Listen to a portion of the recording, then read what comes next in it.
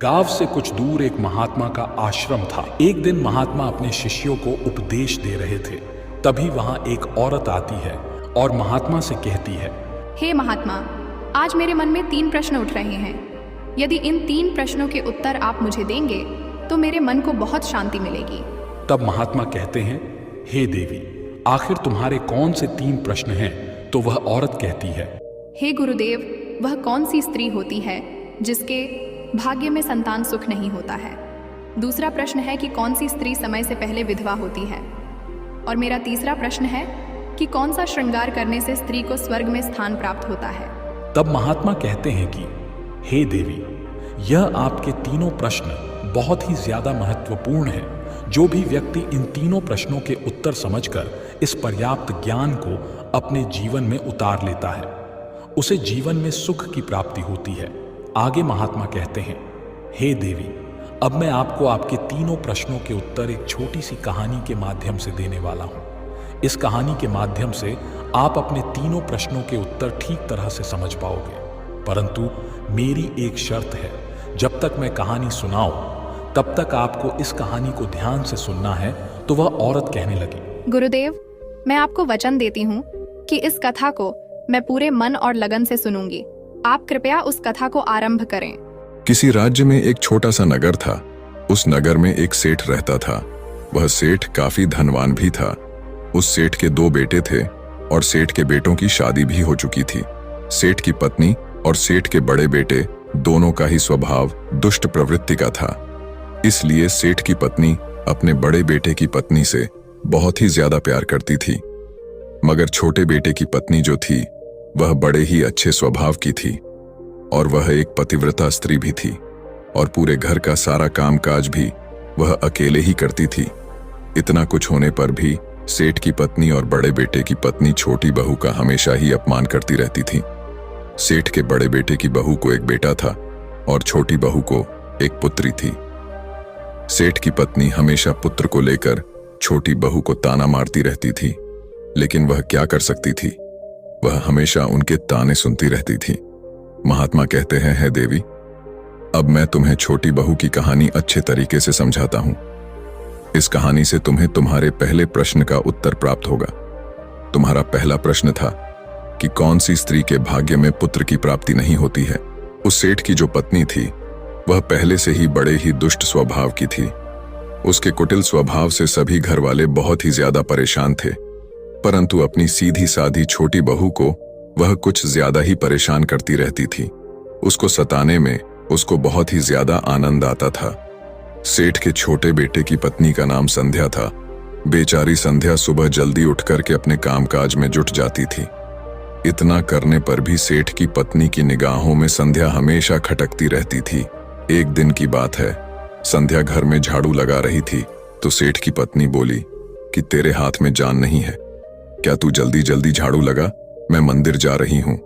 मेरे लौट कर आने से पहले तू भोजन बनाकर तैयार रखना और आते ही मैं उस भोजन को ग्रहण करूंगी। और सुन, अन्न का एक दाना भी बर्बाद ना हो पाए। बेचारी संध्या करती भी तो क्या, वह अपनी सास की बातों को सुनती रही। तब घर की सफाई करने के बाद संध्या खाना बनाने में लग गई।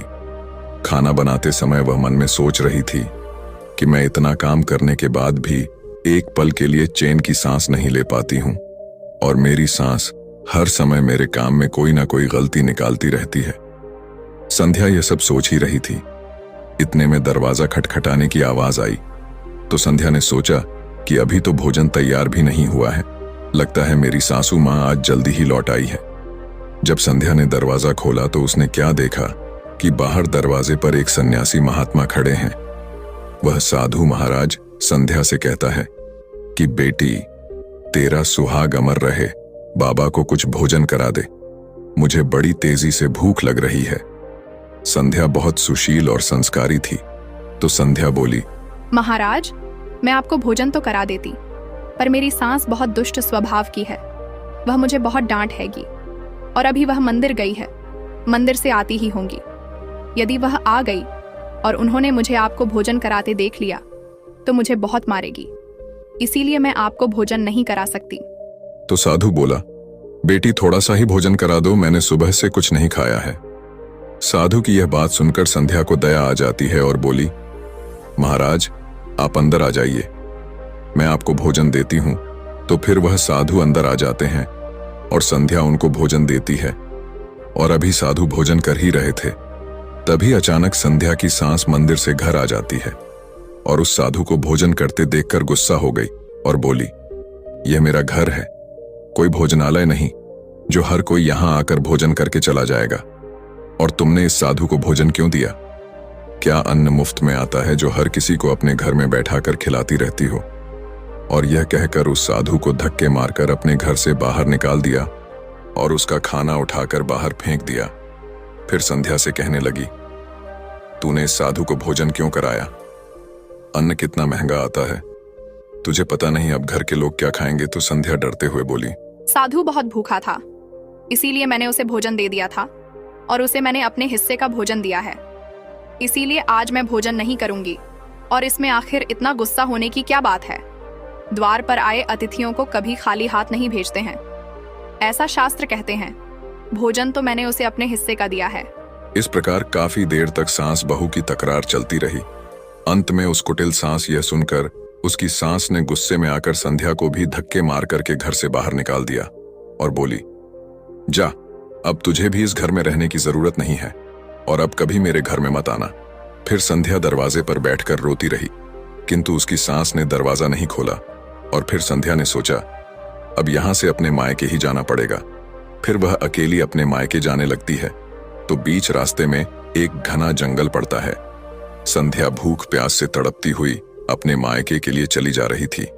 तभी अचानक जोरों से बादल गरजे और मूसलाधार बारिश शुरू हो गई। बारिश से बचने के लिए संध्या ने एक पेड़ की शरण ली, लेकिन वर्षा का वेग इतना तेज था कि बचना मुश्किल हो गया था। अब उसी पेड़ की जड़ में एक कोठर बना था। संध्या यह सोचकर उसमें चली गई कि बारिश रुकने के बाद में वह से बाहर निकल आएगी और जब तक वर्षा हो रही है वह कोठर के अंदर बारिश से अपनी सुरक्षा कर सकती है। जब रोते हुए संध्या उस पेड़ के कोठर में गई तो उस कोठर के अंदर उसे एक साधु मिले। फिर संत महात्मा ने कहा, बेटी रोना बंद करो, मुझे मालूम है कि तुम्हारे घर वाले तुम्हारा अनादर इसलिए करते हैं कि वह दुष्ट प्रवृत्ति के हैं और तुम्हें ताना इसलिए मारते हैं कि तुम्हारी जेठानी को पुत्र की प्राप्ति हो गई है और तुम्हें अभी तक पुत्र की प्राप्ति नहीं हुई है। इसलिए तुम चिंता मत करो, मैं तुम्हें एक पर्ची देता हूं। इस पर्ची में जो उपाय लिखा है उसे पूरी निष्ठा से करना और फिर तुम्हें एक गुणवान पुत्र प्राप्ति होगी। दोस्तों, इस प्रकार वह संत महात्मा पर्ची देकर वहां ध्यान में लीन हो गए। उधर जब वर्षा बंद हो गई तो संध्या को ढूंढता हुआ उसका पति वहां पर पहुंच गया और फिर संध्या मायके न जाकर उसी जंगल में एक कुटिया बनाकर रहने लगी। एक दिन की बात है, संध्या को पुत्र का ख्याल आया और सोचने लगी कि यदि मेरे पास में भी एक पुत्र होता तो ससुराल में मेरी भी इज्जत होती। वह ऐसा सोच ही रही थी कि उसे संत की दी हुई वह पर्ची याद आ गई और जब संध्या ने पुत्र प्राप्ति के लिए उस पर्ची को पढ़ा तो उसमें लिखा था कि बेटी पुत्र प्राप्ति के लिए हमेशा स्त्री को रात्रि के समय पुरुष के बाईं तरफ सोना चाहिए। ऐसा करने से कुछ समय के बाद में बाईं कर लेटने से नाक का दायां स्वर और दाहिनी करवट लेटने से नाक का बायां स्वर चालू हो जाता है। और फिर जब भी पुत्र प्राप्ति की इच्छा हो तो उस स्थिति में मिलन से पहले यह निश्चित कर लेना चाहिए कि पुरुष का दायां स्वर चलने लगे और स्त्री का बायां स्वर चलने लगे, उसी समय गर्भ धारण किया जाना चाहिए। ऐसा करने से निश्चित ही पुत्र की प्राप्ति होती है और इसके विपरीत नाक के स्वर चलने से पुत्री की प्राप्ति होती है। दर्शकों, पर्ची में आगे लिखा था कि मासिक धर्म शुरू होने के प्रथम 4 दिवस में मिलन से पुरुष रोग को प्राप्त होता है। 5वीं रात्रि में मिलन से कन्या की प्राप्ति होती है। 6ठी रात्रि में मिलन से पुत्र होता है। 7वीं रात्रि में मिलन से बंध्या पुत्री होती है। 8वीं रात्रि में मिलन से ऐश्वर्यशली पुत्र होता है। 9वीं रात्रि में मिलन से ऐश्वर्यशली पुत्री होती है। 10वीं रात्रि में मिलन से अति श्रेष्ठ पुत्र होता है। 11वीं में मिलन से सुंदर व अच्छे संस्कार वाली पुत्री होती है। दर्शकों, इस प्रकार उस संध्या ने 10वीं रात अपने पति से मिलन किया और गर्भ धारण किया। अब सुबह स्नान आदि क्रिया से निवृत्त होकर के पूजा पाठ करके संध्या का पति लकड़ी काटने चला गया। उसके पति के जाने के बाद तूफान आ गया। अब संध्या की झोपड़ी तूफान में उड़ गई और भारी बारिश होने लगी। और फिर संध्या बारिश से बचने के लिए एक पेड़ के पास गई और उस पेड़ पर एक पता लिखती हैं। यह पता उसी कोटर का था जिस कोटर में संध्या बारिश से बचने के लिए पहले छुप गई थी। और संध्या ने पेड़ के ऊपर पता इसलिए लिखा था कि जब उसका पति वापस आए तो पेड़ पर लिखा हुआ पता पढ़ करके उसी कोटर के पास आ जाए। उधर संध्या उस कोटर में आकर छुप जाती है, जो कोटर एक पेड़ की जड़ में बना हुआ था। उस पेड़ के पास में 2 राक्षसी का निवास स्थान था। इधर तो वह संध्या वर्षा से बचने के लिए उस कोटर में छुपी हुई थी और उधर वह दोनों राक्षसी बारिश से परेशान होकर के उस पेड़ की तरफ चली आ रही थी। फिर वह राक्षसी आपस में कहने लगी, चलो सोने के टापू पर चलते हैं।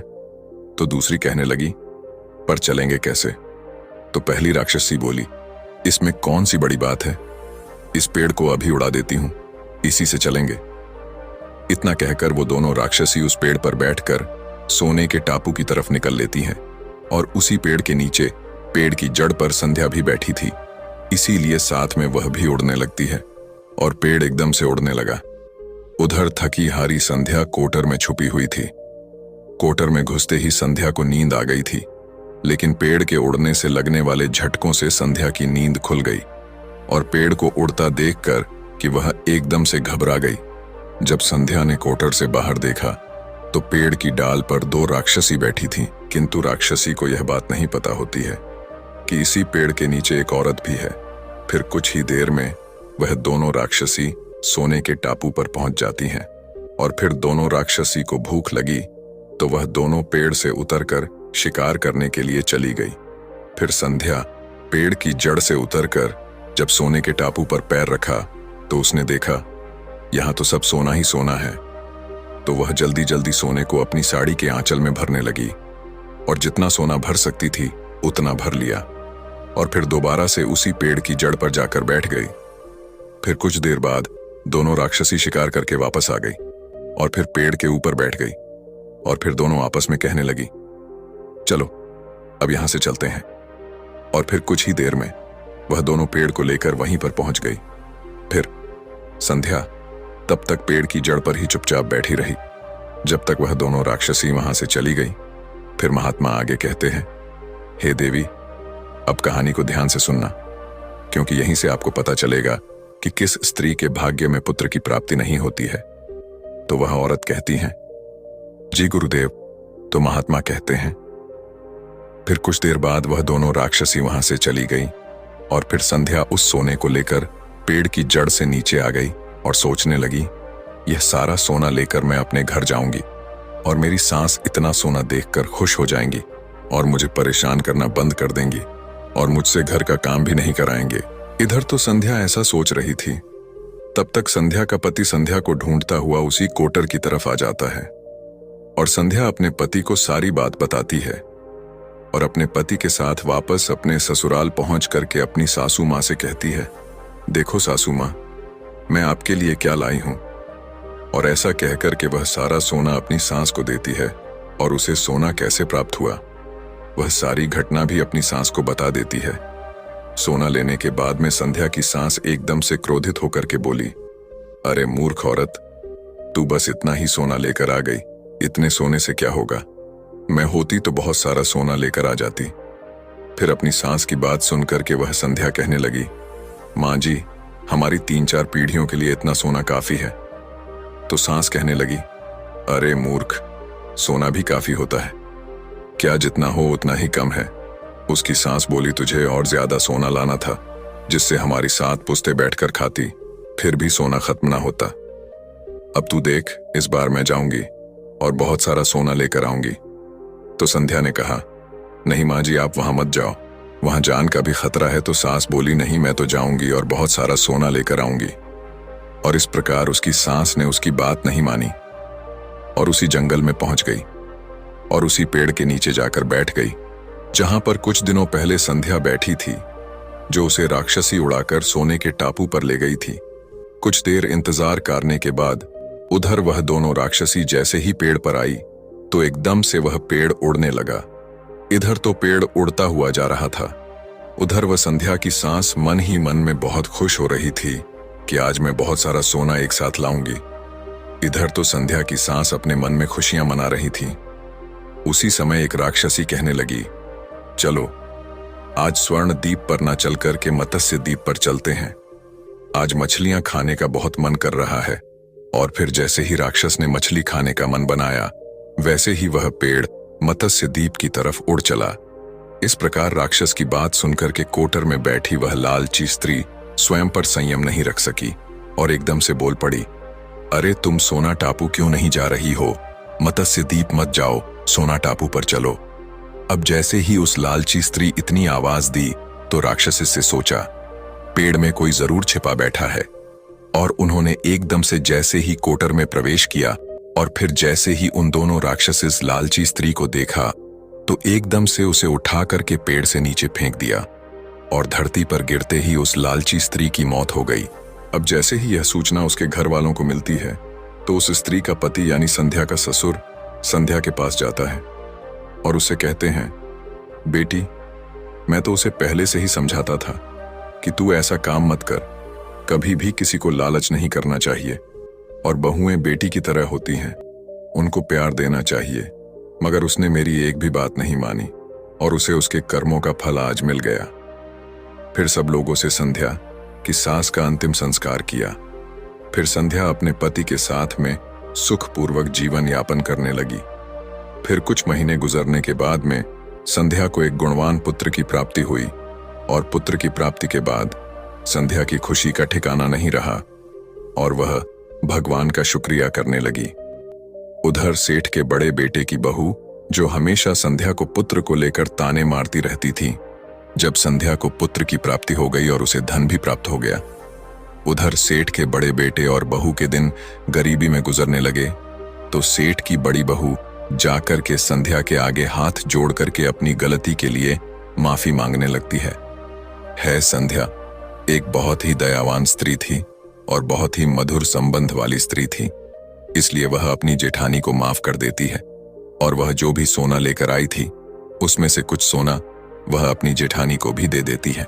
इस प्रकार वह पूरा परिवार अच्छे से जीवन यापन करने लगता है। इस प्रकार जब समय धीरे धीरे सुखपूर्वक व्यतीत होने लगा तो सेठ की बड़ी बहू का जो पुत्र था वह अवगुण था, इसलिए उसने सारा धन अवगुणों में बर्बाद कर दिया। और संध्या को जो पुत्र हुआ था वह बहुत ही गुणवान था। वह अपने जीवन में इतना आगे बढ़ा कि उसने अपने माँ बाप का नाम रोशन कर दिया। और फिर जब संध्या और उसकी जेठानी का जीवन समाप्त हुआ तो संध्या को स्वर्ग की प्राप्ति हुई और उसकी जेठानी को नरक में स्थान मिला। फिर महात्मा कहते हैं, देवी अब तुम्हारा पहला प्रश्न था कि कौन सी स्त्री के भाग्य में पुत्र नहीं होता, तो समझ लो संत के द्वारा दिए गए पचे के विपरीत जो कार्य करते हैं उनके भाग्य में पुत्र योग नहीं होता।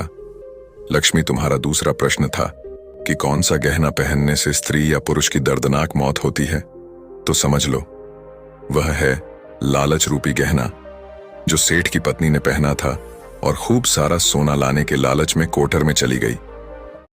अगर आप किसी व्यक्ति के बारे में गलत और बुरा सोचते रहते हो तो आप अपनी ही सफलता को ताल रहे हो, यानी कि आपका ध्यान केवल वही अटका रह जाएगा। दोस्तों, आप लोगों ने एक कहावत तो सुनी होगी, होगा वही जो राम रची राखा, यानी जो हमारे जन्म से पहले लिख चुका होगा वही होगा या नहीं। क्या आप लोग कर्म पर विश्वास रखते हो? तो मेरा आपसे निवेदन है कि कहानी के अंत तक हमारे साथ में बने रहना। प्राचीन समय की बात है, एक गांव में रामू नाम का गरीब किसान रहता था। उसके परिवार में सिर्फ वह और उसकी पत्नी रहती। किसान के घर में बहुत समय के बाद एक लड़के का जन्म हुआ। किसान और उसकी पत्नी बहुत खुश थे।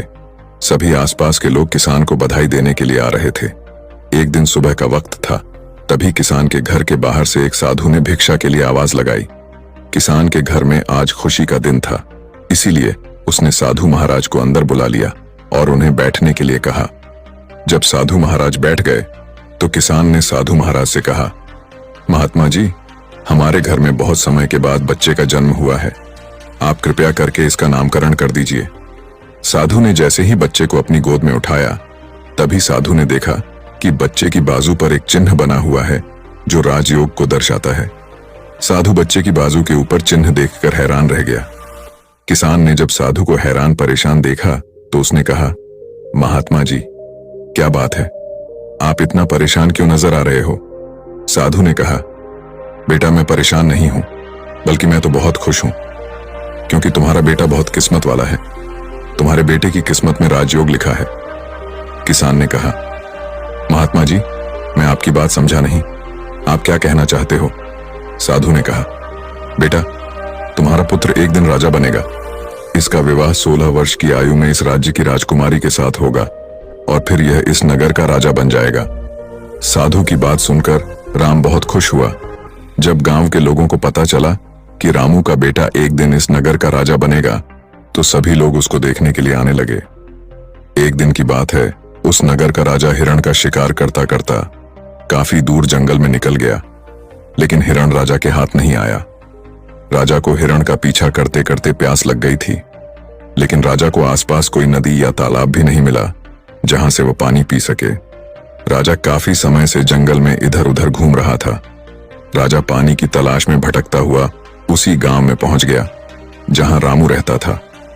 तभी राजा की नजर एक महात्मा के ऊपर पड़ी। राजा ने महात्मा से पानी मांगा। महात्मा ने राजा को रुकने के लिए कहा और अपनी कुटिया के अंदर से पानी लेने के लिए चले गए। महात्मा ने पानी लाकर राजा को दिया। राजा पानी पीने लगा। पानी पीने के बाद राजा ने देखा कि बहुत सारे लोग बाहर इकट्ठे होकर जा रहे थे। राजा ने महात्मा से उन लोगों के बारे में पूछा तो महात्मा ने कहा, यह सभी रामू के घर जा रहे हैं, क्योंकि उसके घर में एक बहुत ही किस्मत वाला बच्चे का जन्म हुआ है और एक साधु बाबा ने उसके बारे में भविष्यवाणी की है। राजा ने पूछा, बाबा ऐसी कौन सी भविष्यवाणी की है जिसके कारण सभी लोग वहां जा रहे हैं? महात्मा ने कहा, साधु बाबा ने बताया है कि जब रामू का बेटा 16 साल का होगा तो उसका विवाह इस राज्य के राजा की पुत्री के साथ होगा और उसका पुत्र इस राज्य का राजा बनेगा। महात्मा की बात सुनकर राजा को बहुत गुस्सा आया कि आखिर एक मामूली किसान का बेटा उसकी पुत्री के साथ विवाह कैसे कर सकता है। राजा ने महात्मा से कहा, महात्मा जी, मैं ही इस राज्य का राजा हूं और आप क्या सोचते हो? एक मामूली किसान के बेटे के साथ मैं अपनी बेटी की शादी कर दूंगा। महात्मा ने कहा, राजन, जो इस बच्चे के भाग्य में लिखा है उसे कोई नहीं मिटा सकता। राजा को अपनी ताकत पर बहुत घमंड था। उसने कहा, महात्मा जी, मैं भगवान का लिखा हुआ आपको मिटाकर दिखाऊंगा। महात्मा ने मुस्कुराते हुए कहा, राजन, मैं भी यही हूं और आप भी यही हैं, देखते हैं। राजा ने महात्मा को प्रणाम किया और वापस अपने राजमहल चला गया। रात को राजा को नींद नहीं आ रही थी। वह यही सोच रहा था कि किसी भी हालत में उस साधु की भविष्यवाणी को सच नहीं होने देनी है।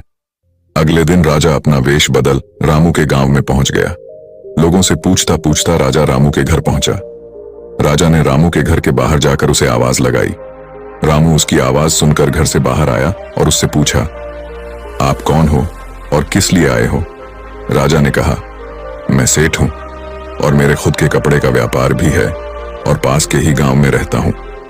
मैंने लोगों से सुना है कि तुम्हारे घर में एक तकदीर वाला बच्चे का जन्म हुआ है और उसकी किस्मत में योग लिखा हुआ है। रामू ने कहा, हां सेठ जी, आपने सही सुना है। राजा ने रामू से कहा, अगर तुम बुरा ना मानो तो एक बात कहूं? रामू ने कहा, हां सेठ जी बोलो। राजा ने कहा, तुम अपना बच्चा मुझे दे दो, इसके बदले में मैं तुम्हें बहुत सारा धन दूंगा और तुम्हारे बच्चे का पालन पोषण भी करूंगा। रामू की पत्नी ने कहा, नहीं सेठ जी, मैं अपना बच्चा आपको नहीं दे सकती।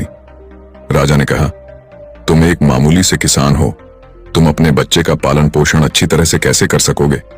रामू ने सेठ की बात सुनकर कहा, हां सेठ जी, आप ठीक कहते हो, हम इस बच्चे का पालन पोषण अच्छी तरह से नहीं कर सकेंगे। रामू की बात सुनकर उसकी पत्नी ने कहा, ठीक है सेठ जी, मैं आपको अपना बच्चा देने के लिए तैयार हूं, लेकिन जब यह 16 साल का हो जाएगा तब आप मुझे इसे वापस कर दोगे। राजा ने कहा, हां ठीक है, जब तुम्हारा बच्चा 16 वर्ष का हो जाएगा तो मैं इसे तुम्हें वापस कर दूंगा। यह कहकर राजा ने बच्चे को ले लिया और वहां से चला गया। राजा अपने साथ बच्चे को लेकर एक नदी पर पहुंचा। राजा ने सोचा था कि वह बच्चे को नदी में छोड़ देगा और उसकी मृत्यु हो जाएगी, लेकिन बच्चे का मासूम चेहरा देखकर उसको नदी में छोड़ने की हिम्मत नहीं हुई।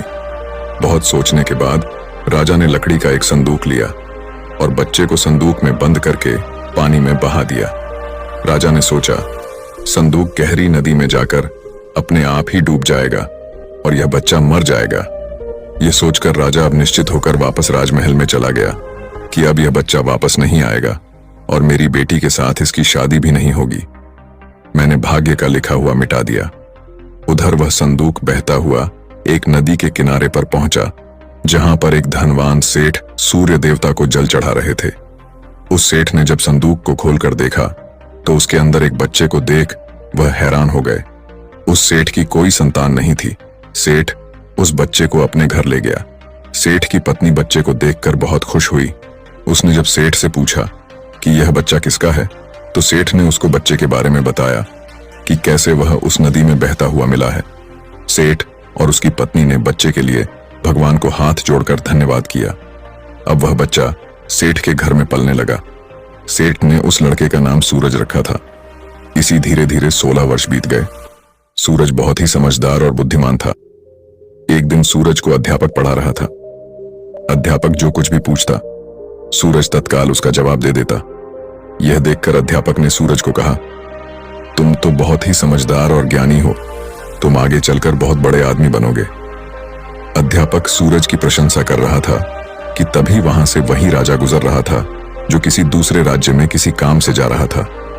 राजा ने जब सूरज की तरफ देखा तो राजा वहीं पर रुक गया। राजा ने सूरज से पूछा, बेटा तुम कौन हो और कहां रहते हो और तुम्हारे पिताजी का नाम क्या है? सूरज ने कहा, महाराज मैं सेठ हीरालाल का पुत्र हूं। यह पूछकर राजा वहां से चला गया। अपना कार्य करने के पश्चात राजा जब वापस आया तो वह सेठ हीरालाल के घर गया और उसने हीरालाल से कहा, तुम्हारा बेटा बहुत ही समझदार और बुद्धिमान है। सेठ हीरालाल ने राजा की बात सुनकर कहा, महाराज मैं उसका असली पिता नहीं हूं, मैंने तो उसे सिर्फ पाला है, लेकिन वह मेरे लिए बेटे से भी बढ़कर है। राजा ने सेठ हीरालाल से पूछा, क्या यह लड़का आपका पुत्र नहीं है? तो फिर यह लड़का आपको कहां से मिला?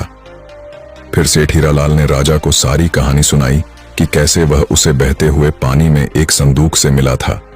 जब राजा ने सेठ हीरालाल की बात सुनी तो वह चौंक गया।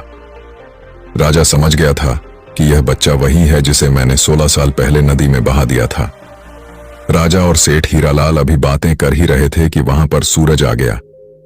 राजा ने सूरज को देखा तो उसने सेठ हीरालाल से कहा, सेठ जी मुझे आगे किसी काम से जाना है, अगर आप अपने बेटे के हाथों मेरी एक चिट्ठी महारानी तक पहुंचा दो तो मैं उसको सोने की 50 मोहरें दूंगा। सूरज ने यह सुनकर राजा से कहा, हाँ महाराज क्यों नहीं, मैं आपकी चिट्ठी जरूर पहुंचा दूंगा। राजा ने में चुपचाप एक संदेश लिखा और चिट्ठी के ऊपर मोहर लगा दी और चिट्ठी सूरज को पकड़ा दी और कहा कि बेटा यह लो, यह रानी तक पहुंचा देना। सूरज चिट्ठी लेकर चला गया। सूरज चलते चलते घने जंगल से गुजर रहा था कि वह रास्ता भटक गया। उसे रास्ता ढूंढते ढूंढते रात हो गई। सूरज रात गुजारने के लिए कोई जगह ढूंढने लगा। तभी उसकी नजर एक झोपड़ी के ऊपर पड़ी। सूरज ने सोचा, मैं रात यहीं पर बिता लेता हूं। यह सोचकर सूरज डाड़ से नीचे उतरा और झोपड़ी के अंदर चला गया। जब सूरज अंदर गया तो उसने देखा कि एक बूढ़ी औरत खाना बना रही थी। बूढ़ी औरत ने सूरज को देखा तो उससे पूछा कि बेटा तुम कौन हो और बिना इजाजत अंदर क्यों आए हो? सूरज ने अपने बारे में बताया कि वह रास्ता भटक गया है, इसलिए रात गुजारने के लिए यहां पर आया है।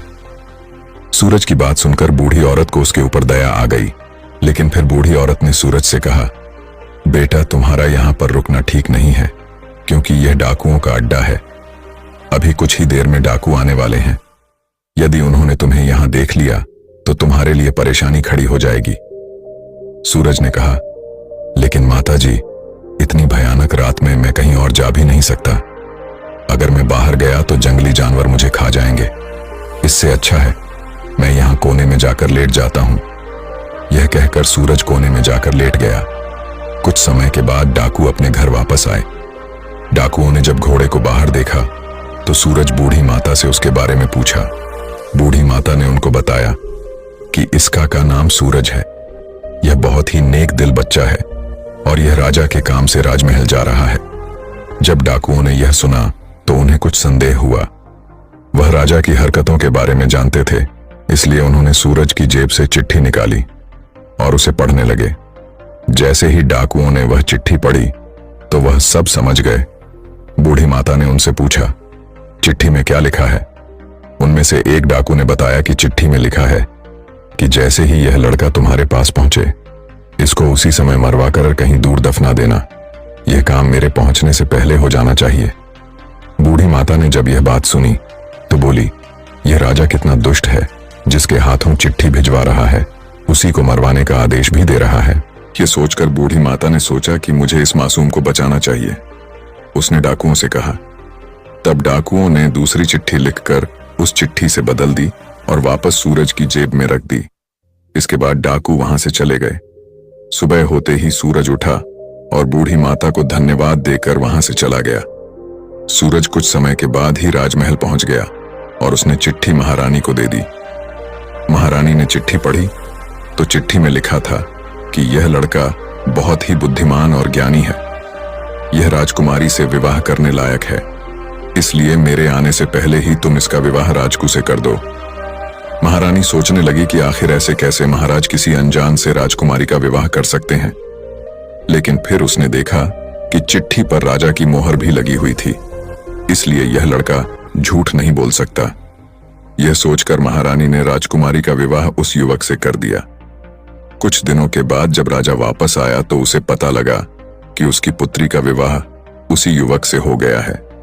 यह सुनते ही राजा गुस्से से आग बबूला हो गया और उसने महारानी से पूछा, तुमने यह सब क्यों किया? तब महारानी ने बताया कि महाराज, जैसा कि आपने चिट्ठी में लिखा था, मैंने वैसा ही किया है। राजा ने महारानी को चिट्ठी दिखाने के लिए कहा। जब महारानी ने चिट्ठी दिखाई तो राजा ने चिट्ठी में कुछ और ही लिखा पाया। यह देखकर राजा ने गुस्से में सैनिकों को कहा, जाओ और जाकर सूरज को पकड़कर लाओ। सैनिक तुरंत गए और सूरज को पकड़कर ले आए। राजा ने गुस्से में सूरज से कहा, तुमने धोखे से मेरी पुत्री के साथ विवाह तो कर लिया, लेकिन मैं तुम्हें अपना दामाद स्वीकार नहीं करूंगा। सूरज ने राजा की बात सुनकर कहा, लेकिन महाराज, मैंने तो आपके साथ कोई धोखा नहीं किया है। राजा ने सूरज की बात सुनकर कहा, तुम मुझे भी बेवकूफ बनाना चाहते हो, लेकिन मैं तुम्हें अपना दामाद स्वीकार नहीं करूंगा। अभी दोनों की बात चल ही रही थी कि एक सैनिक ने आकर राजा से कहा, महाराज, बाहर एक महात्मा आए हैं, वह आपसे इसी समय मिलना चाहते हैं। राजा ने महात्मा को अंदर लाने का आदेश दिया। महात्मा जी अंदर आए तो राजा ने उठकर उनको प्रणाम किया और उनके आने का कारण पूछा। महात्मा ने कहा, राजन, लगता है आपने मुझे पहचाना नहीं। राजा ने कहा, नहीं महाराज, मैंने आपको नहीं पहचाना नहीं। महात्मा ने मुस्कुराते हुए कहा, राजन, मैं वही हूं जिसे तुम आज से 16 वर्ष पहले भाग्य का लिखा मिटाने की बात बोलकर आए थे। जैसे ही महात्मा ने यह बात कही, राजा एकदम से चौंक गया। उसे सब कुछ याद आ गया। महात्मा ने मुस्कुराते हुए कहा, क्यों राजन, भाग्य का लिखा मिटा दिया? राजा ने आंखें नीची करके कहा, नहीं महात्मा जी, मैं भाग्य के हाथों हार गया। महात्मा ने कहा, राजन, भाग्य के हाथों कोई नहीं जीत सकता, इसलिए अब सूरज को अपना दामाद स्वीकार करो और अपना राजपाट उसको सौंप दो। राजा ने कहा, महात्मा जी, जैसा आपने कहा है वैसा ही होगा। राजा को समझाकर महात्मा जी वहां से चले गए। राजा ने सूरज से माफी मांगी और सारा राजपाट उसको सौंप दिया। तो दोस्तों, कैसी लगी आपको यह कहानी? आप हमें कमेंट सेक्शन में जरूर बताना, और अच्छी लगी हो तो इस चैनल को सब्सक्राइब जरूर कर लेना। तो चलिए मिलते हैं ऐसी ही कोई नई कहानी में। तब तक के लिए अपना ख्याल रखें। धन्यवाद और नमो बुद्धाय। देर तक कर नहीं पाता। कुछ समय बाद उसके मन में तरह तरह के ख्याल आते और वह उस काम को छोड़ देता। अब उसका किसी काम में मन नहीं लगता था। जब वह पढ़ने की कोशिश करता तब उसका ध्यान बिल्कुल भी पढ़ाई में नहीं लगता। वैसे तो समीर बचपन से ही बहुत होशियार और मेहनती था, लेकिन जब से वह किशोरावस्था में आया उसके मन में अनेक प्रकार के फालतू विचार आने लगे। उसे समझ नहीं आ रहा था कि उसने क्या गलती की है। आखिर उसके साथ ऐसा क्यों हो रहा है? समीर का मन हमेशा कहीं और भटकता रहता और उसकी पढ़ाई में गिरावट आने लगी। वह अपने कमजोर दिमाग के कारण बहुत चिंतित रहता था। उसने यह बात अपनी मम्मी को बताई। उसकी मम्मी ने कहा, बेटा, तू कुछ समय के लिए अपनी नाना के घर चला जा और वहीं पर रह, और यह बात नाना को बताना। जरूरी समस्या का समाधान वे करेंगे। समीर कुछ दिनों के लिए अपने नानी के घर चला गया। वहां पहुंचकर उसने सारी बात अपने नाना जी को बताई। उसने कहा, नाना जी, मैं अपने मन के फालतू विचारों से बहुत परेशान हूं और ऐसा लगता है कि मेरा दिमाग कमजोर हो रहा है। नाना जी ने कहा, आज मैं तुझे कहीं लेकर चलता हूं। वे उसे जंगल में कहीं दूर ले जाने लगे। उसने पूछा, आप मुझे कहां ले जा रहे हैं? नाना जी ने बताया, मैं तुम्हें एक महात्मा के पास ले जा रहा हूं। महात्मा के पास बहुत अद्भुत शक्ति है और उनके पास हर समस्या का समाधान है। तेरा वहां जाना बिल्कुल सही रहेगा। नाना जी ने महात्मा से कहा, महात्मा जी, यह मेरा पोता समीर है और इसे आपकी मदद की आवश्यकता है। महात्मा ने कहा, जरूर, मैं पूरी कोशिश करूंगा। उन्होंने समीर की ओर देखा और बोले, आप समीर को यहां कुछ दिनों के लिए छोड़ दीजिए। ये मेरे साथ जंगल में रहेगा और मैं इसे कुछ हफ्तों बाद वापस कर दूंगा। फिर महात्मा ने समीर को कुछ हफ्तों के लिए जंगल में रहने को कह दिया। नाना जी चले गए। महात्मा ने समीर से पूछा, बताओ क्या परेशानी है? उस नौजवान ने महात्मा से कहा, हे महात्मा, मेरी मदद करो। मेरी जिंदगी बर्बाद हो रही है और मैं न चाहते हुए भी गलत दिशा की तरफ जा रहा हूं। मेरी जिंदगी पर मेरा कोई काबू नहीं है और मैं अपने आप को ही बर्बाद होते हुए देख रहा हूं। मेरे मन में अनावश्यक विचार हमेशा चलते रहते हैं। मैं जब भी कोई काम करने बैठता हूं तो मेरा उस काम में मन लगता ही नहीं है। मैं उस काम को कितना भी करने की कोशिश कर लूं, लेकिन उस काम के दौरान मेरा मन किसी और ख्यालों में डूबा रहता है। चाहे मुझे पढ़ाई करनी हो या किसी काम में ध्यान लगाना हो या फिर वो किसी भी तरह का कोई भी काम क्यों ना हो, मेरे हाथ पैर शरीर तो उस काम को करते हैं, लेकिन मेरा मन कहीं दूर किसी ख्याली भावनाओं में खोया रहता है। जब भी पढ़ता हूं मेरे मन में फालतू विचार आते रहते हैं। जब मैं खाली होता हूं तब मेरे मन में तरह तरह की बातें घूमती रहती हैं। मेरी जिंदगी में बड़े सपने हैं। मैं सोचता हूं कि ये करूंगा, वो करूंगा और किसी भी तरह से जीवन में कामयाब हो जाऊंगा, लेकिन मैं उसमें कभी कामयाब नहीं हो पाता। अब आप ही बताइए, इस समस्या का क्या हल है? अगर ऐसे ही चलता रहा तो मैं अपनी जिंदगी बर्बाद कर लूंगा। महात्मा मुस्कुराए और बोले, मैं तुम्हें एक कहानी सुनाता हूं। इस कहानी को तुम ध्यान से सुनो क्योंकि यह कहानी तुम्हारी जिंदगी बदलने वाली है। महात्मा ने उस नौजवान से कहा, तुम्हें पता है इसका हल तुम्हारे दिमाग में ही है। समीर ने पूछा, मैं कैसे समझूं? महात्मा ने कहा, तुम मेरे यहां कुछ हफ्तों के लिए रहोगे, इसलिए मैं तुम्हें हर दिन एक नई बात सिखाऊंगा जो तुम्हारा दिमाग तेज करेगी। हमारा दिमाग हमारे शरीर को चलाता है और हम उसे जैसे आज्ञा देते हैं वह वैसे ही करता है। अगले दिन महात्मा ने समीर को ध्यान और योग सिखाना शुरू किया। उन्होंने कहा, तुम चुपचाप यहां बैठ जाओ और ध्यान करने की कोशिश करो। अपनी आंखें बंद कर लो। उसने आंखें तो बंद कर ली, लेकिन ध्यान नहीं कर पा रहा था। थोड़ी देर बाद उसने अपनी आंखें खोली और बोला, महात्मा, ये मुझसे नहीं हो रहा है, मैं कर नहीं पा रहा हूं। महात्मा ने कहा, कोशिश करनी पड़ेगी। तुम एक बाल्टी ले जाओ और नीचे से उस पहाड़ी से पानी लेकर आओ। वह हैरान रह गया, मैं पहाड़ी की चोटी से पानी कैसे ला सकता हूं? महात्मा ने कहा, यह एक तरह की एक्सरसाइज है जो तुम्हें करनी पड़ेगी। उसने कोशिश की और गिरते पड़ते पानी ले आया। फिर महात्मा ने उसे लकड़ी काटने का काम और भी तरह तरह के काम करने को दिए। जैसे जैसे उसकी गतिविधियां बढ़ती गईं, महात्मा ने कहा, तुम्हें पता है जब हम कुछ करते हैं तो हमारा दिमाग सीख रहा होता है। नई नई चीजें और काम हमारे दिमाग को मजबूत बनाते हैं और हमारा दिमाग उतना ही सक्रिय रहता है। महात्मा ने कहा, अब मैं तुम्हें 10 महत्वपूर्ण बातें बताने वाला हूं जिन्हें अपनाकर तुम अपनी जिंदगी बदल सकते हो और अपने दिमाग को मजबूत बना सकते हो। इन बातों को ध्यान से सुनो क्योंकि यह बातें तुम्हारी जिंदगी को सही मायने में बदलने वाली हैं। नंबर 10, अनुशासनहीनता। यह सही बात है। जिंदगी में जिसके पास अनुशासन नहीं होता उसे बर्बाद होते देर नहीं लगती। अनुशासन हर इंसान के लिए जरूरी है।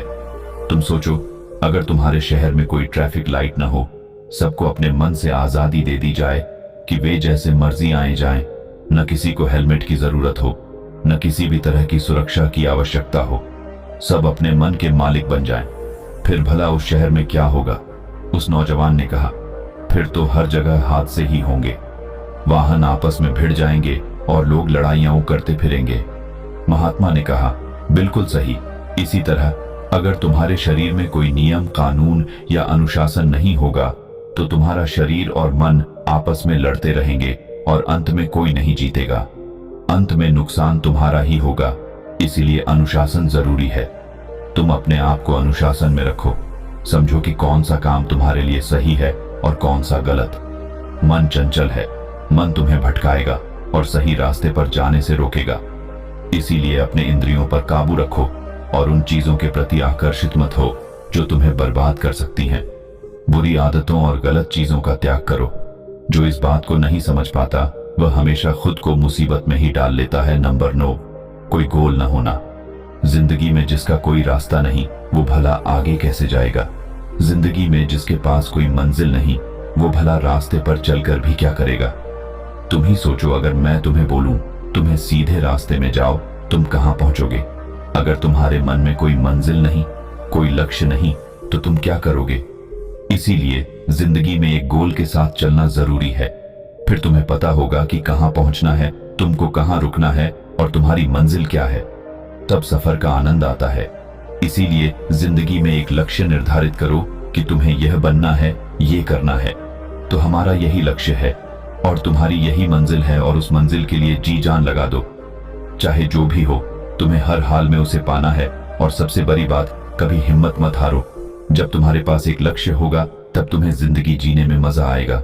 तुम हर दिन उसके लिए काम करोगे, हर दिन उन्हें मुश्किलों से निकलने के नई नई योजनाओं बनाओगे और यही चीज तुम्हें कामयाबी के रास्ते पर लेकर जाएंगे।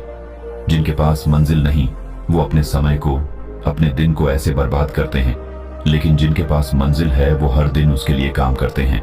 नंबर 7, व्यायाम न करना। हाँ, यह बिल्कुल सही बात है। खान पान के साथ व्यायाम भी शरीर के लिए जरूरी है। हमें लगता है कि इसकी खास क्या जरूरत है, मैं तो बाद में कर लूंगा, लेकिन नहीं। पुराने जमाने से ही इन सब का नियम बनाया गया था कि प्रातः काल उठना है, सबसे पहले शरीर को साफ करना है, उसके बाद नियमित रूप से व्यायाम करना है। व्यायाम हमारे शरीर को तंदुरुस्त बनाता है और साथ ही हमें बीमारियों से लड़ने में मदद करता है। इससे हम बिल्कुल तरोताजा महसूस करते हैं। व्यायाम से हमारा शरीर फिट रहता है, क्योंकि विज्ञान भी इस बात को मानता है। इसीलिए हमें नियमित रूप से कम आधे घंटे व्यायाम करने की आदत डालनी चाहिए। जब हम आधा घंटा शरीर को देते हैं तो हम निश्चित रूप से देख पाते हैं कि हमारे अंदर कितना बदलाव आ रहा है। तुम्हें ज्यादा कुछ नहीं करना, बस हर दिन आधा घंटा व्यायाम करो और व्यायाम के विभिन्न क्रियाएं अपनाओ। तुम्हारे अंदर बदलाव स्पष्ट दिखाई देगा। नंबर 6, निर्णय न लेने की शक्ति। ये सही बात है, जिसके कंपनी वालों के पास निर्णय लेने की शक्ति नहीं होती है, अगर वो गलती से निकले भी ले तो वो उस पे मन नहीं कर पाते या नहीं। ये चीज उनके दिमाग में कमजोर होने की निशानी है कि उनके अंदर इतनी भी काबिलियत नहीं है कि वो सही फैसला ले सकें। सही फैसला तभी लेता है जब इंसान समझदार होता है, और समझदारी आदि अनुभव से, और समझदारी आती है शिक्षा से। लेकिन कम बुद्धि वाले लोगों को ना शिक्षा से मतलब होता है और ना ही समझदारी से और ना ही सही फैसले से। इसीलिए अगर आप दिमाग को मजबूत बनाना है तो तुम्हें सही फैसले लेने की आदत डालनी चाहिए। अपनी जिम्मेवारी को सीखो, अपनी जिम्मेवारी को जानो और सही फैसला लेना सीखो। ज्यादा सीखो, तभी तुम्हारा दिमाग धीरे धीरे मजबूत बनेगा। 5, हर वक्त दिमाग को आराम देना। यह सही बात है कि हम अपने दिमाग को खुद ही आलसी बनाते हैं, जिससे यह कमजोर होता जाता है। आजकल की टेक्नोलॉजी में हर चीज हम फोन से ही कर लेते हैं और अपने दिमाग से ज्यादा सोचते नहीं हैं। सच कहूं तो तुम्हारे दिमाग को सोचने का समय ही नहीं मिलता। तुम खुद के बारे में नहीं सोचते हो। कोई भी काम हो तुम फोन से करवा लेते हो। इसलिए जो भी छोटी छोटी चीजें हैं जिन्हें याद करनी हो, उन्हें खुद से याद करने की कोशिश करो, ताकि तुम्हारा दिमाग सक्रिय रहे। फोन से काम करना और दिमाग का इस्तेमाल न करना तुम्हें कमजोर बनाता है। क्या तुम्हें पता है, जब तुम फोन में कुछ कर रहे होते हो तब तुम वास्तव में कुछ नहीं कर रहे होते हो। तुम्हें बस आनंद आ रहा होता है और मन को यही चाहिए। जब तक तुम फोन चलाओगे तुम्हारा दिमाग 1% भी सक्रिय नहीं रहेगा और यही चीज धीरे धीरे दिमाग को आलस की तरफ ले जाकर कमजोर बना देती है। आत्मविश्वास की कमी भी दिमाग की कमजोरी का एक बड़ा कारण है। जब तुम खुद पर विश्वास नहीं करते तो कोई भी निर्णय लेना कठिन हो जाता है। आत्मविश्वास बढ़ाने के लिए छोटे छोटे कदम उठाओ और खुद को लगातार प्रोत्साहित करो। जब तुम किसी कार्य को सफलतापूर्वक पूरा करते हो तो उसका जश्न मनाओ और खुद को शाबाशी दो। इससे तुम्हारा आत्मविश्वास बढ़ेगा और तुम बेहतर निर्णय ले पाओगे। अपने विचारों को सकारात्मक बनाओ, नकारात्मक सोच से बचो और हर स्थिति में कुछ अच्छा देखने की कोशिश करो। इससे तुम्हारा आत्मविश्वास बढ़ेगा। 4. ज्यादा आराम करना। ये सही बात है, ज्यादा आराम इंसान को बीमार कर देता है, इसीलिए शरीर को ज्यादा आराम मत दो। देखो, एक जिंदगी में बात हमेशा याद रखना, तुम शरीर को जितना आराम देते हो, शरीर तुमसे उतने आराम मांगती है। इसीलिए अपने कंफर्ट जोन से बाहर निकलो, शरीर को मुश्किल में डालो और शरीर को मुश्किल काम को करने पर मजबूर करो, क्योंकि तुम शरीर को जितना आराम दिलाओगे ये उतना ही आलसी बनता जाएगा। और आलस इंसान का बर्बाद कर देता है, आलस ही इंसान का सर्वनाश कर देता है। इसीलिए तुमको आलस से बचना चाहिए और अपने कंफर्ट जोन से बाहर निकल के नए नए रिस्क लेनी चाहिए। तुम सोचोगे कि इससे भला क्या फर्क पड़ता है, लेकिन इससे तुम्हारा दिमाग मजबूत होता है। जब तुम नई नई मुश्किलों का सामना करते हो तब तुम्हारी लाइफ में एक नई दिशा मिलती है। 3. ज्यादा सोचने की बीमारी। ये सही बात है, किसी काम को करने के लिए विचार जरूरी है, लेकिन हद से ज्यादा विचार और हद से ज्यादा चिंता अक्सर जिंदगी के लिए ठीक नहीं होता। इसीलिए ज्यादा विचार और ज्यादा सोचने की आदत तुम्हें छोड़ देनी चाहिए। जो होगा वह होकर रहेगा। तुम ज्यादा अपने पास्ट के बारे में मत सोचो कि मेरे साथ ऐसा क्यों हुआ, मेरे साथ ही बुरा क्यों हुआ और आगे क्या होगा। इन सब पे तुम्हारा कोई हक नहीं है और ना ही इस वक्त इस सब पे तुम्हारा कोई कंट्रोल नहीं है। इसीलिए बस मेहनत करो, खुद पर यकीन रखो, तुम जरूर कामयाब हो जाओगे। सोचने से कामयाबी नहीं मिलती, खुद पर यकीन ना होना। तुम्हें लगता है कि इसे भला क्या फर्क पड़ता है, लेकिन तुम जानकर इस बात को हैरान हो जाओगे कि जिस इंसान की जिंदगी में खुद पर यकीन नहीं है, उसे वो कितना भी मेहनत कर ले, उसके मन में हमेशा डर लगा रहता है। क्या मैं सफल हो पाऊंगा या नहीं, ये काम मैं कर पाऊंगा या नहीं, ये मेरे बस की बात नहीं, ये तो बहुत मुश्किल है। इसीलिए जिंदगी में खुद पर यकीन करना सीखो और सबसे बड़ी बात, अपनी मेहनत पे भरोसा करो कि तुम ये काम कर सकते हो। खुद को ही साबित करके दिखाओ कि तुम्हारे अंदर उतनी क्षमता है कि तुम उस काम को कर पाओगे। अगर तुम खुद पर ही यकीन ही नहीं करोगे तो तुम दुनिया में कैसे जीतोगे। इसीलिए अपनी मेहनत पे और खुद पे यकीन होना जरूरी है। अपने लिए जीना सीखो। देखो, जिंदगी में अगर तुम्हें सब कुछ मिल भी जाएगा और सब कुछ तुम बना भी लोगे और तुम सफलता के रास्ते पे चल भी पड़ोगे, लेकिन ये बात सच है, यहाँ पे कोई किसी का साथ नहीं देता। तुम्हारी जिंदगी तुम्हारी जिम्मेदारी है।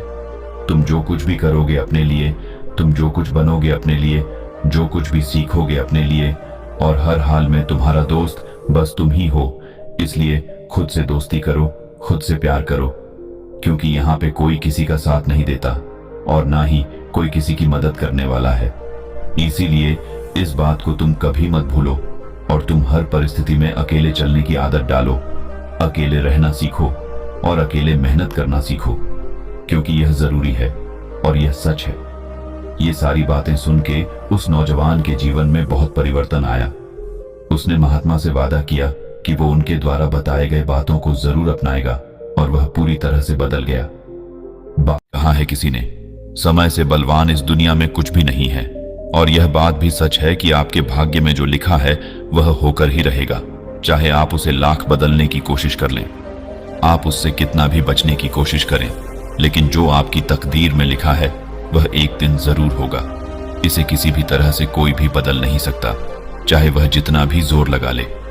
तकदीर का लिखा कोई नहीं मिटा सकता। यह बात सच है। इस कहानी को इसलिए आप अंत तक सुने क्योंकि यह कहानी आपकी जिंदगी बदल देगी। जब जब आप जीवन में बड़ी मुसीबतों और बुरे वक्त में फंस जाएंगे, तब यह कहानी आपको याद आएगी। एक बार एक किसान का बेटा था। एक बार उस किसान के घर में एक बेटे का जन्म हुआ। किसान बहुत ही गरीब था और वह दोनों भाई साथ में रहा करते थे। धीरे धीरे बच्चा बड़ा हुआ, लेकिन उसके पास खाने पीने के संसाधन नहीं थे। उसका बाप जंगल में लकड़ी काट कर जीवन गुजारता था। एक समय वह लकड़ी काटने के लिए जंगल में गया और उसका पैर फिसल गया और वह वहीं गिर गया। उसे चोट लगी और उसके पिता का वहीं देहांत हो गया। पिता के चले जाने से माँ और बेटा अनाथ हो गए। उनका कोई सहारा नहीं था, लेकिन जो चाचा थे वे उनकी देखभाल करते थे और उन्हें खाने पीने को देते थे। लेकिन वे भी बोले कि कितने दिन करें, क्योंकि उनका भी एक परिवार था और अब गरीबी से उनकी हालत बहुत बुरी हो गई थी। एक समय एक महात्मा उस कुटिया में कुछ पानी मांगने के लिए आए। तब उस लड़के की मां बाहर आई और बोली, महात्मा, हमारे घर में खाने के लिए कुछ भी नहीं है, मैं आपको सिर्फ एक गिलास पानी दे सकती हूं। महात्मा बोले, मुझे तुम बस एक गिलास पानी दे दो, मुझे और कुछ नहीं चाहिए। मां अंदर गई और एक गिलास पानी लेकर आई। महात्मा ने पानी पिया, तभी बच्चे के रोने की आवाज सुनाई दी। महात्मा ने पूछा, लगता है आपके घर में शिशु का जन्म हुआ है? मां ने कहा, हाँ, इस घर में शिशु का जन्म हुआ है, लेकिन यह बहुत ही मनहूस बालक है। मां ने बताया, इसके पैदा होते ही कुछ समय बाद उसके पिता लकड़ी काटते समय पेड़ से गिर गए और उनका देहांत हो गया। अब हम बिल्कुल अनाथ हैं। महात्मा ने कहा, नहीं, यह कोई मनहूस बालक नहीं है, यह तो यहां का राजा है। मां ने कहा, राजा? यह राजा कैसे हो सकता है? हमारे घर में खाने के लिए कुछ नहीं है, हम इतने गरीब हैं कि कल कैसे जिंदा रहेंगे, इस बारे में सोचकर हमें डर लगता है। और आप कह रहे हैं कि यह एक दिन राजा बनेगा, यह भला कैसे राजा बनेगा? महात्मा ने कहा, इसके हाथों की लकीरों में लिखा है कि एक दिन यह नगर का राजा बनेगा। तब तक लड़के के चाचा आए और इस बात को सुन लिया। उन्होंने कहा, महात्मा जी, आप बेफालतू की बातें कर रहे हो, यह राजा कैसे बन सकता है? हमारी हालत और घर की दुर्दशा देखिए। किसी भी कीमत पर अगर हम कितना भी प्रयास कर लें, हम राजा नहीं बन सकते। महात्मा ने कहा, तुम जितनी मर्जी कोशिश कर लो, लेकिन जो तकदीर में लिखा है वह होकर रहेगा। उस रात उसके चाचा को नींद नहीं आई। वह रात भर सोचता रहा कि अगर महात्मा की बात सच हो गई तो फिर क्या होगा? यह भला राजा क्यों बनेगा? मेरा बेटा राजा क्यों नहीं बन सकता? मेरे बेटे की तकदीर में कुछ नहीं लिखा और इस लड़के की तकदीर में राजा बनना लिखा है, जिसने पैदा होते ही अपने बाप को मार दिया। जो कुछ भी हो जाए, मैं इसे राजा बनने नहीं दूंगा। उसने सोचा कि लड़के को मार देना चाहिए। साधु की बात सच होने से पहले यह काम करना होगा। इसीलिए उसने रात को कुटिया से बच्चे को चुराया और जंगल की तरफ चल दिया। जंगल में एक नदी बहती थी। उसने ले जाकर उस बच्चे को नदी में फेंक दिया और वहां से भाग आया। धीरे धीरे कई साल बीत गए। जंगल में एक महात्मा को वह बच्चा मिला। वह महात्मा बड़े ही तेजस्वी, तपस्वी और विद्वान थे। उन्होंने उस बच्चे को उठाया और उसका पालन पोषण किया, उसे शिक्षा दी और वह वहीं पला बढ़ा। धीरे धीरे समय बीतता गया और वह बहुत ही होनहार और सुंदर बालक बन गया। उसे हर चीज की ज्ञान थी। समय का खेल बदल गया। एक बार उस नगर का राजा जंगल में शिकार करने के लिए निकला। शिकार का पीछा करते करते वह रास्ता भटक गया। उसे रास्ता नहीं दिखाई दे रहा था कि घर कैसे जाए, क्योंकि जंगल बहुत ही घना और डरावना था। तभी उस पर एक शेरनी ने हमला कर दिया और वह लहूलुहान हो गया। उसके सैनिकों की टोली रास्ते में कहीं भटक गई थी और वह आगे चलने में सक्षम नहीं था। अब राजा को शेर मारने वाला ही था। तभी एक लड़के ने आकर उसकी जान बचाई और शेर को भगाया। राजा हैरान रह गया। उसने पूछा, तुम कौन हो? तुम्हारा नाम क्या है? लड़के ने कहा, मुझे मेरा नाम नहीं पता, लेकिन मैं अपने गुरुदेव के साथ रहता हूं। राजा ने पूछा, कहां हैं तुम्हारे गुरुदेव? मुझे उनसे मिलवाओ। लड़के ने कहा, आप पहले अपने घावों और जख्मों को भरिए, उसके बाद मैं गुरुदेव से आपकी बात करवाऊंगा। उसने राजा को संभालते हुए अपनी कुटिया में ले गया और गुरुदेव से मिलवाया। गुरुदेव ने सबसे पहले उनके जख्मों पर मरहम पट्टी लगाई और उनकी देखभाल की। धीरे धीरे 2-3 दिन बीत गए। उस लड़के ने राजा की खूब सेवा की और धीरे धीरे राजा ठीक हो गया। एक दिन राजा ने महात्मा से पूछा, मैं पहले भी जंगल में कई बार आया हूं, मैंने कुटिया भी कई बार देखी है, लेकिन यह लड़का कौन है? मैंने इसे पहले कभी नहीं देखा। महात्मा ने कहा, मुझे नहीं पता, लेकिन यह अनाथ बच्चा एक दिन मुझे इस तालाब में मिला था। उस दिन से मैं इसका पालन पोषण कर रहा हूं और इसे अपने संतान की तरह मानता हूं। इन दोनों की बातें एक लकड़हारे ने सुन ली। वह कोई और नहीं, उस लड़के का चाचा ही था। उसे यकीन हो गया कि यह वही लड़का है जिसे उसने कई साल पहले नदी में फेंक दिया था। यह देखकर उसके मन में जलन पैदा हो गई और उसने सोचा कि किसी भी कीमत पर अब इसे राजा बनने नहीं देगा, चाहे जितना भी जोर लगा ले। अगले दिन राजा वहां से चले गए। उन्होंने महात्मा से कहा, मैं कुछ और भ्रमण करूंगा, इसीलिए तुम इस पत्र को लेकर राजमहल चले जाओ। लड़के का चाचा, जिसे लड़के की पहचान का यकीन हो गया था, ने सोचा कि अगर वह इस पत्र को ले जाकर राजा के साथ साजिश करेगा तो वह खुद ही राजा बन जाएगा और अपना सारा जीवन सुखी से काटेगा। इस इरादे से उसने लड़के का पत्र चुरा लिया और महल की ओर चल पड़ा। महल के द्वार पर द्वारपाल ने उसे रोका और पूछा, तुम गरीब, तुमसे महल के अंदर कैसे जा सकते हो? उसने बताया कि उसे राजा ने भेजा है और इस पत्र पर राजा के हस्ताक्षर भी हैं। द्वारपाल ने जब पत्र देखा तो उसमें राजा के हस्ताक्षर थे। उसे महल में ले जाया गया। राजा ने उस पत्र में लिखा था कि जो व्यक्ति यह पत्र लेकर आए वह एक होनहार और विद्वान लड़का है, इसीलिए मैं अब राजपाट छोड़कर संन्यास लेने जा रहा हूं और अगला राजा इसे ही बना देना। नीचे राजा के हस्ताक्षर भी थे। रानी को शक हुआ कि पत्र चोरी किया गया है और यह व्यक्ति झूठ बोल रहा है। उन्होंने कुछ सैनिकों को उसके साथ भेजा ताकि सच्चाई पता चल सके। सैनिक उसके पीछे पीछे गए और रात को उसकी कुटिया में देखा कि उसने लड़के को बांध रखा था और खुद जोर से हंस रहा था। आज मैंने इसकी तकदीर को बदल दिया, अब यह राजा नहीं बन सकता, चाहे जो मर्जी कर लो। मैंने इसकी तकदीर को पलट दिया। सैनिकों ने यह सब सुन लिया और उसे देख भी लिया।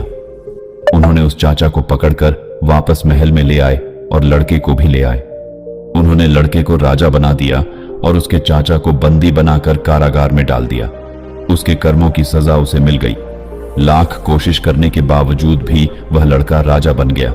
चाचा को कारागार में ले जाया जा रहा था, तभी महात्मा वहां आए। उन्होंने कहा, मैंने सालों पहले कहा था कि यह लड़का राजा बनेगा। उन्होंने चाचा की तरफ देखा और हंसते हुए बोले, मैंने तुमसे कहा था कि भाग्य का लिखा कोई नहीं मिटा सकता। तुम जितनी भी बड़ी कोशिश कर लो, तुम चाहकर भी इसे रोक नहीं सकते। तुमने इस लड़के को मारने की कोशिश की, उसे घर में बांध दिया और हर संभव प्रयास किया कि यह राजा न बने। तुमने तो उसकी जान लेने की भी कोशिश की थी, लेकिन उसके बावजूद भी तुम कुछ नहीं कर सके। अंत में वही हुआ जो उसकी तकदीर में लिखा था। यह बात सच है। तुम्हें तुम्हारे कर्मों की सजा मिल गई और उसे उसका भाग्य मिला। बाकी अगर ये कहानी आपको अच्छी लगी हो तो इस वीडियो को लाइक करें और ऐसी और कहानी सुनने के लिए